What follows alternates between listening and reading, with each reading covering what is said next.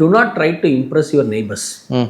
சரி, அடுத்தது என்ன பண்ணணும்னு நினச்சா உங்களுக்கு வெற்றி.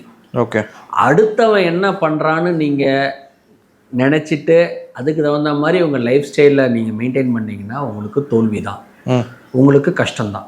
இன்னும் ரொம்ப சிம்பிளாக நம்ம சைஸ் சட்டை வேறு, மற்றவங்க சைஸ் சட்டை வேறு.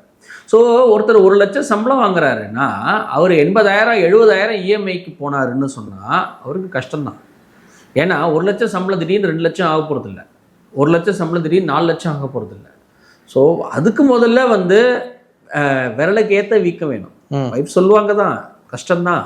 சரி, வாடகை வீட்டில் இருந்தால் ஒன்றும் கௌரவ குறைச்சல் கிடையாது. எத்தனை பேர் வாடகை வீட்டில் இருக்காங்க? First point. நான் ஆசைகளை கம்மி பண்ணிக்கணும்னு சொல்லவே இல்லை. டெஃபினட்டாக வாங்கணும். அவர் மேபி வாங்குறோமா ஒரு 2 வருஷம் சேர்த்து வச்சுட்டு வாங்குறேன், இல்லை சம்பளம் இவ்வளோ வந்தோன்னா வாங்குறேன், இல்லை இந்த பட்ஜெட்டில் வாங்கலை நான் 50 லட்சத்தில் வாங்குறேன், ஸோ தட் எனக்கு 40,000 இஎம்ஐ வரும், 40,000 இஎம்ஐ வந்தால் நான் இவ்வளோ பட்ஜெட்டில் என்னால் குடும்பம் நடத்த முடியுங்கிற திட்டமிடல் அவரும் பண்ணியிருக்கணும், அவங்க ஒய்ஃபும் பண்ணியிருக்கணும்.